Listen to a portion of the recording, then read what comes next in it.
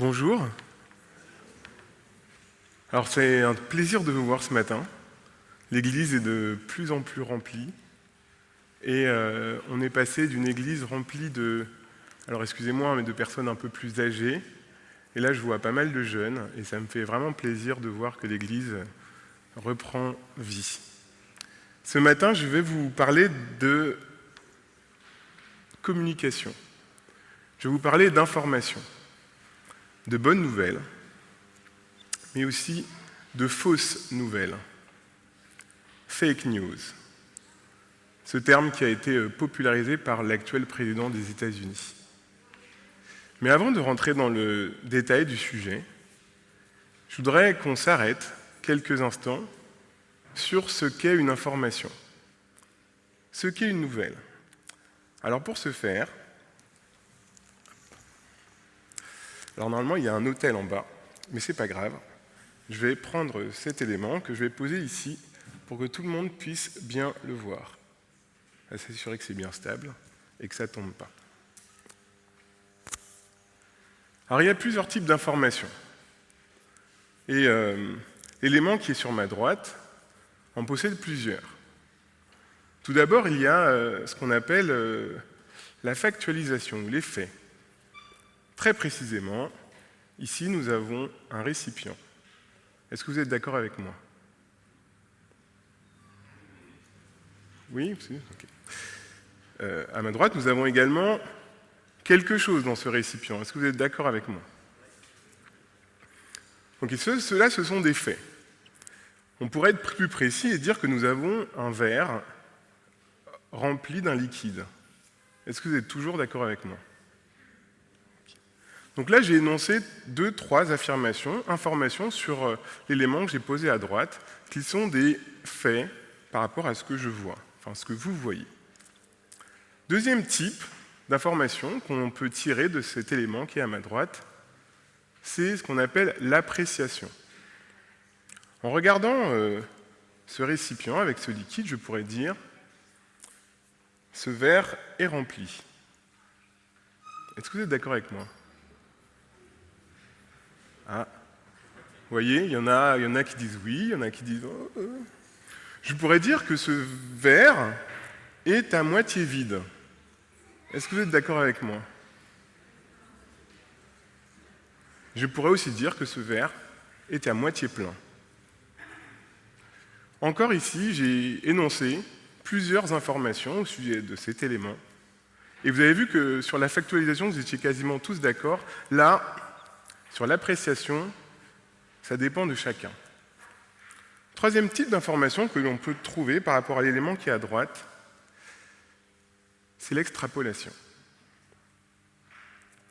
Je pourrais dire par rapport à cet élément qui est à droite, vous pourriez dire par rapport à cet élément qui est à droite, ce verre a été rempli par Olivier. Est-ce que c'est vrai?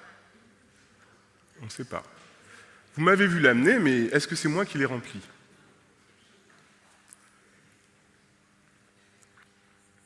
On pourrait dire que ce verre étant à moitié vide ou à moitié plein, quelqu'un a déjà bu dans ce verre. On pourrait également dire, dans le contexte actuel, si quelqu'un a bu dans ce verre, peut-être qu'il n'est pas bon que quelqu'un d'autre boive dans ce verre. Et donc, on pourrait aussi dire que l'eau qui est dans ce verre doit être jetée. Sur ces informations que je vous ai données, vous n'avez aucune certitude. Ce qu'on appelle l'extrapolation. Par rapport à une situation donnée, j'ai extrapolé un certain nombre d'éléments qui pourraient être vrais et qui pourraient ne pas l'être. Au sujet de l'information, il y a une autre chose qui est importante. C'est la manière dont elle se transmet. Et alors j'aurais souhaité, si on n'était pas dans le cas du coronavirus actuellement, faire un petit exercice avec vous. Je ne vais pas le faire, mais je vais vous le décrire. Je pense que vous avez tous participé une fois dans votre vie au moins à ce qu'on appelle familièrement le téléphone arabe. Vous savez ce que c'est? Je vais donner une information, alors j'aurais souhaité le faire, mais on ne va pas le faire, à la première personne qui est sur le banc, et j'aurais demandé de la transmettre à la personne qui est derrière, qui l'aurait transmise à la personne qui est derrière, etc., etc. Puis je serais allé au dernier banc et je serais allé récupérer l'information qui aurait été transmise. Avec le nombre de personnes qu'il y a dans l'église, je suis quasiment certain que l'information que j'aurais récupérée à la fin ne serait pas la même que celle que j'avais donnée au début. Et je pense que vous avez déjà tous pu expérimenter, les jeunes notamment, lorsqu'on joue ça, enfin, à mon époque, on jouait ça dans les camps, etc. Et ça nous faisait bien rire, l'information était déformée. Et des fois complètement à l'opposé de ce qui avait été donné au début. Et un principe qui est important dans la transmission de l'information, c'est finalement les intermédiaires. Une information se transmet d'un émetteur à un récepteur par un canal de communication, souvent c'est la voix, puis elle se retransmet, et plus il y a d'intermédiaires, plus l'information se déforme. Elle se déforme pour une raison principale, c'est que lorsqu'on reçoit une information, on la traite soit comme un fait, soit comme une appréciation, ou soit on l'extrapole. Et donc on va recevoir une information et puis on va en transmettre une qui nous paraît être la même, mais qui est peut-être légèrement différente. Et chacun va ajouter son petit grain sur cette information, et ce qui fait qu'à la fin, l'information va être complètement déformée. Un autre exemple pour vous montrer à quel point les intermédiaires sont importants et l'absence d'intermédiaires garantit une meilleure transmission de l'information, c'est l'exemple de monsieur, alors monsieur, je ne sais pas si on dit monsieur, c'est Phédippédès. Est-ce que vous savez qui c'est? Je pense que vous le connaissez tous, mais peut-être pas son nom. En tout cas, vous connaissez tous son histoire. Il s'agit d'un soldat qui a vu quelque chose et qui a voulu l'annoncer à quelqu'un d'autre. Il a vu la victoire des Grecs sur les Perses et il a voulu s'assurer que cette information soit transmise de manière fiable et exacte. Alors il a pris ses jambes à son cou et il a couru 42 km et quelques. Et il est arrivé à la ville de Marathon. Il a transmis l'information et la légende dit qu'il est décédé ensuite. Ah, c'est pas moi. Alors, il y a une... Merci. Donc je disais, il est décédé ensuite. Par contre, l'information a été transmise de manière exacte.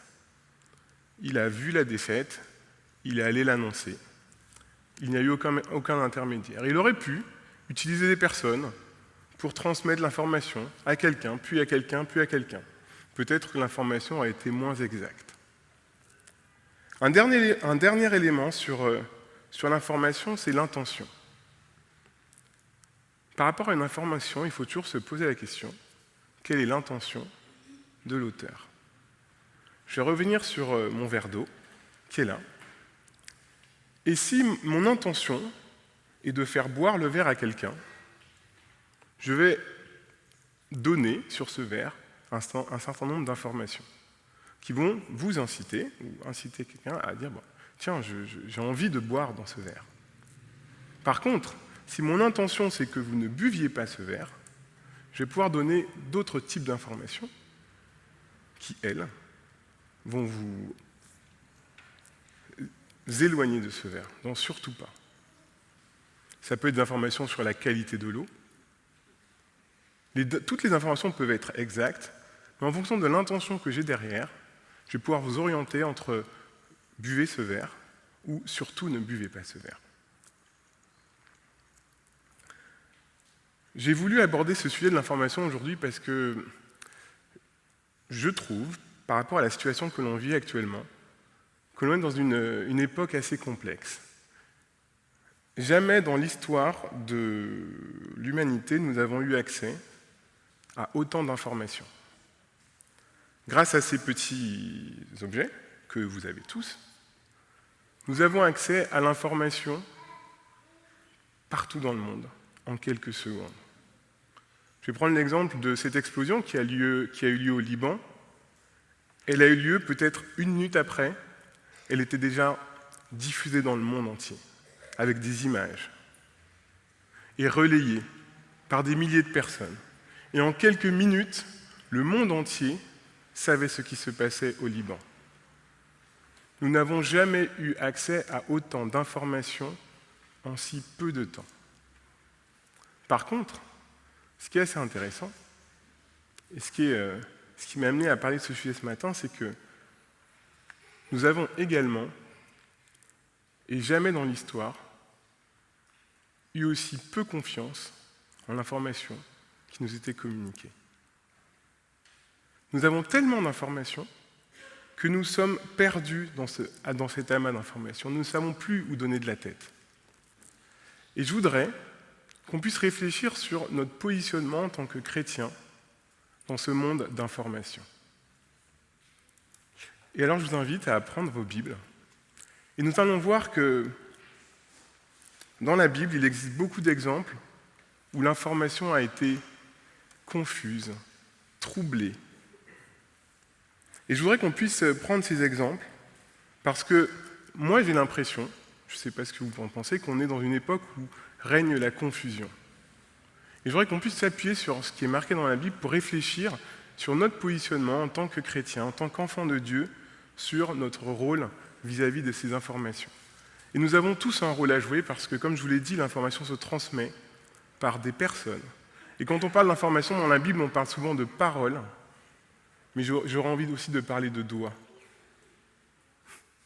On n'a jamais autant écrit, parce qu'on écrit tout le temps maintenant. On n'appelle plus les gens, on leur envoie des messages. Et on transmet de l'information. Alors je vous propose de prendre le premier exemple dans Genèse 3. Genèse 3, verset 1. C'est un exemple que vous connaissez tous, et on va le regarder sous l'angle de l'information, de la transmission de l'information. Genèse 3, verset 1. Dieu a-t-il réellement dit : vous ne mangerez pas de tous les arbres du jardin ? Vous connaissez l'histoire, Adam et Ève, dans le jardin d'Éden. Dieu leur dit : vous pouvez manger de tous les arbres, sauf de celui de la connaissance du bien et du mal. Satan arrive et, première action, sur le fait de rajouter de la confusion à l'information, c'est de mettre le doute sur ce qui a été dit. Dieu a-t-il réellement dit ? Deuxième élément, qu'on voit un tout petit peu plus loin, verset 5. Dieu le sait, le jour où vous en mangerez, vos yeux s'ouvriront et vous serez comme des dieux, qui connaissent ce qui est bon et mauvais. Deuxième élément de trouble et de confusion de l'information, c'est questionner les intentions de l'auteur. Non, il ne vous dit pas tout. Il vous a caché des choses parce qu'il sait ces choses qu'il ne veut pas que vous sachiez.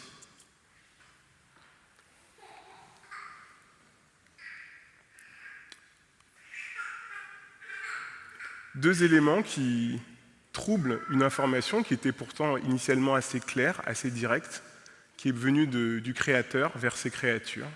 Et pourtant, nous connaissons les conséquences. Deuxième exemple que je voudrais prendre avec vous ce matin, c'est l'exemple aussi d'une histoire que vous connaissez beaucoup, Jonas. Je vous invite à prendre vos Bibles dans Jonas 3, verset 4. On va commencer par le verset 1. La parole du Seigneur parvint à Jonas une deuxième fois. Alors, je ne vous raconte pas la première fois, mais vous savez ce qui s'est passé. Dieu a dit à Jonas, fais une proclamation sur la ville de Ninive. Et Jonas a fui, tout simplement. Il a arrêté l'information. Mais cette deuxième fois, le Seigneur revient et va lui dire, alors il s'est passé ce que l'on sait, il a fui, le poisson, puis il est revenu. Lève-toi, va à Ninive, la grande ville, et fais-y la proclamation que je te dis. Alors Jonas se leva et alla à Ninive selon la parole du Seigneur. Verset 4. Jonas commença par faire dans la ville une journée de marche, et il proclamait « Encore 40 jours, et Ninive est détruite. On pourrait penser, à première lecture, que finalement, Jonas a transmis l'information que Dieu lui avait donnée aux habitants de Ninive. Toutefois, lorsqu'on regarde un peu plus dans le détail cette histoire, et surtout quand on regarde ce qui s'est passé par la suite, on comprend que Jonas est très déçu de ce qui se passe. Il est très déçu, pourquoi ? Parce que si on lit bien sa proclamation, il n'y a pas d'alternative. C'est une affirmation. Encore 40 jours, et Ninive est détruite. Heureusement pour les Ninivites, malheureusement pour Jonas, les habitants se sont dit, et on peut les lire un peu plus loin, repentons-nous. On ne sait jamais. Peut-être que Dieu reviendra sur ses paroles. Dans l'affirmation de Jonas, il n'y avait aucune condition. Alors qu'on sait très bien, et alors il y a beaucoup d'exemples dans la Bible où les proclamations de Jésus, où les condamnations sont toujours accompagnées de conditions. Si vous gardez mes commandements, alors. Sinon, alors. Il n'y a jamais de fatalité. Et Jonas, ici, a transmis une information un peu tronquée. J'extrapole un peu, excusez-moi, mais j'aime à penser que le Seigneur avait demandé à Jonas de dire aux Ninivites, si vous ne vous repentez pas, dans 40 jours, Ninive sera détruite. Mais Jonas a dit seulement, dans 40 jours, Ninive sera détruite. C'était la même information, mais il manquait un petit bout. Mais l'information est complètement différente. Heureusement, dans cet exemple, les Ninivites se sont repentis, et Dieu n'a pas fait du mal à cette ville. Toutefois, on voit la réaction et la conséquence que cette information a eue sur Jonas. Et c'est le troisième élément que je voudrais partager avec vous, c'est tronquer l'information. Lorsque nous avons une information et que nous la tronquons, nous oublions de dire, volontairement ou involontairement, nous changeons l'information. Et je pense que vous êtes habitués maintenant, puisque c'est monnaie courante, de voir ces titres d'articles sur Internet qui donnent des choses. On a l'impression qu'il s'est passé un truc extraordinaire, mais en fait, on a juste un petit bout, et en fait, quand on lit le détail, en fait, il ne s'est rien passé, c'était quelque chose de tout à fait banal. Bien sûr, c'est fait pour nous attirer, pour qu'on clique, mais on se rend compte que l'information qu'on avait lue dans le titre était finalement une fausse information, lorsqu'on lit le détail. Donc c'est le troisième élément qui permet de rajouter de la confusion à l'information, de détourner l'information, de changer l'information. Le dernier élément que j'aurais partagé avec vous ce matin se trouve dans Matthieu. Et je vous invite à prendre également Matthieu au chapitre 28, à partir du verset 11. Le contexte, il s'agit de Jésus qui vient de mourir sur la croix, qui a été enterré dans un tombeau et qui est ressuscité. Vous savez, quand il est ressuscité, il y a eu les femmes qui étaient avec lui sont allées le voir et ont trouvé un ange. Mais il n'y avait pas que les femmes qui étaient là. Il y avait aussi les gardes. Et l'ange a dit, l'homme qui était là est ressuscité. Et tout ça, les gardes l'ont vu. Et juste après que les femmes soient parties pour annoncer cette bonne nouvelle aux disciples, on se trouve au verset 11. Pendant qu'elles étaient en chemin, quelques hommes de la garde entrèrent dans la ville et racontèrent au grand prêtre tout ce qui était arrivé. Ceux-ci, après s'être rassemblés avec les anciens et avoir tenu conseil, donnèrent aux soldats une forte somme d'argent, en leur ordonnant « Dites, ces disciples sont venus dans la nuit le dérober pendant que nous étions endormis.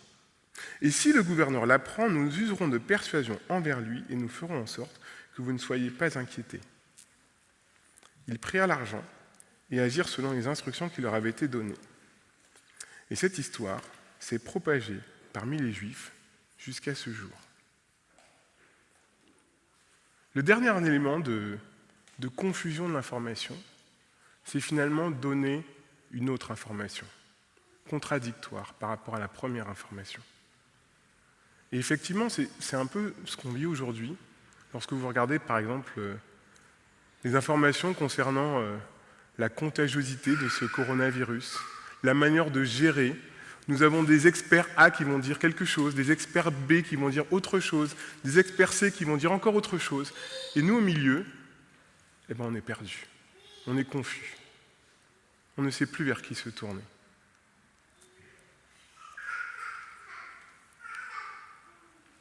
Ces 4 éléments que je vous ai cités sont vraiment des éléments qu'on retrouve dans notre Bible, mais qu'on trouve aussi aujourd'hui. Et je voudrais qu'on s'arrête quelques instants sur notre rôle, à nous. Puisqu'on reçoit de l'information, mécaniquement on en transmet. Mais quelle information on transmet ? Est-ce qu'on transmet une information erronée ? Est-ce qu'on en transmet une information tronquée ? Est-ce qu'on met en doute les informations ? Je ne suis pas ici pour vous dire quelle information est bonne ou pas. Je suis juste ici pour dire que nous avons une responsabilité en tant que chrétiens, d'être responsables des paroles ou des mots que l'on émet aux autres. Et je vais reprendre ces 4 exemples et on va regarder quels textes peuvent nous aider, quels outils pouvons-nous avoir pour justement nous aider à passer, parce que je suis d'accord avec vous, je pense, c'est très difficile. Si je reviens sur le fait de douter de la source d'information, ou de douter des intentions de l'auteur, Dieu nous dit une chose dans Jean 14, verset 16. « Je suis le chemin, la vérité et la vie. » Je suis le chemin, la vérité et la vie. Spirituellement, si nous doutons d'une information, revenons à la source. Revenons à Jésus. Il est le chemin. Il est surtout la vérité. Et il est la vie. Mais dans le monde de tous les jours, nous pouvons aussi revenir à la source. Nous avons beaucoup d'outils qui sont à nos dispositions. Et si nous doutons d'une information, revenons à la source.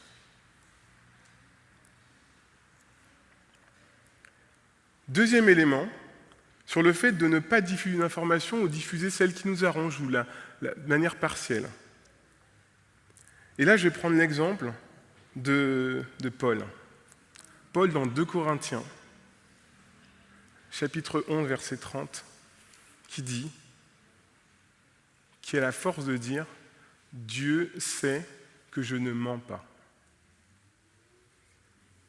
Il ne s'agit pas de voir par rapport à ce que les autres vont dire de nous, ou les autres vont penser par rapport à ce que l'on dit, mais plutôt notre relation à Dieu.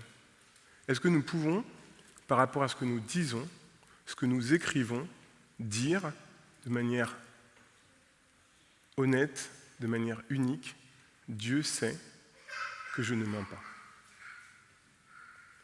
Et c'est un travail personnel, c'est une réflexion personnelle que nous devons avoir pour être capable de se retrouver en face de notre Dieu et lui dire « Tu sais, toi tu sais, tu lis mon cœur et tu sais que je ne mens pas. »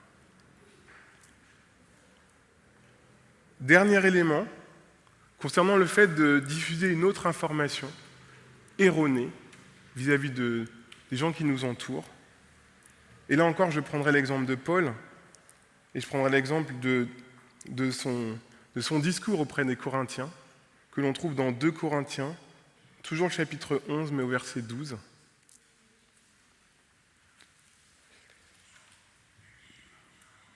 « 2 Corinthiens, chapitre 11, et au verset 12.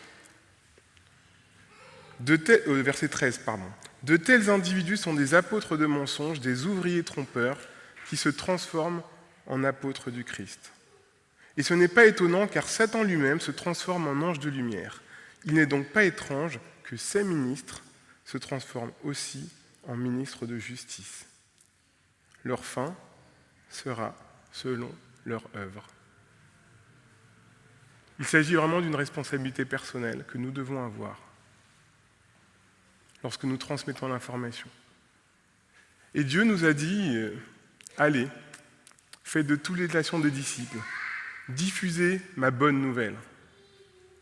Mais si aujourd'hui, j'ai mon entourage, mes amis, et je leur transmets des mauvaises nouvelles, des fausses nouvelles, ils n'auront plus confiance en mes nouvelles. Alors si j'arrive et je leur dis « Croyez en Dieu, Dieu vous aime », quel poids finalement ma parole aura sur eux ? Puisque j'aurais été pour eux un maillon de la chaîne d'information faible, un maillon qui aura transmis de fausses informations. Et je voudrais vous laisser avec ce texte et conclure avec cette réflexion que l'on trouve dans Romains, chapitre 12. Je vous encourage donc, mes frères, à offrir votre corps comme sacrifice vivant, saint et agréé de Dieu. Oui, notre corps est un filtre de ce que nous entendons, qui rejette ce que nous disons ou ce que nous écrivons. Et ce corps doit refléter l'Esprit de Dieu. Nous devons être des enfants de vérité et non des enfants de confusion, des ministres de Satan. Donc, regardons à notre Dieu et demandons-lui de nous aider, comme Paul qui dit « Ne vous conformez pas à ce monde-ci, mais soyez transformés par le renouvellement de votre intelligence pour discerner ce qui est bon, agréé et parfait. » Je pense que personnellement, nous ne pouvons pas tout maîtriser, tout gérer de ce qui est autour de nous, mais nous pouvons au moins nous raccrocher à Dieu pour lui demander de nous aider à discerner, avoir du discernement sur ce qui est bon, ce qui est agréé, ce qui est parfait et ce qui est vrai.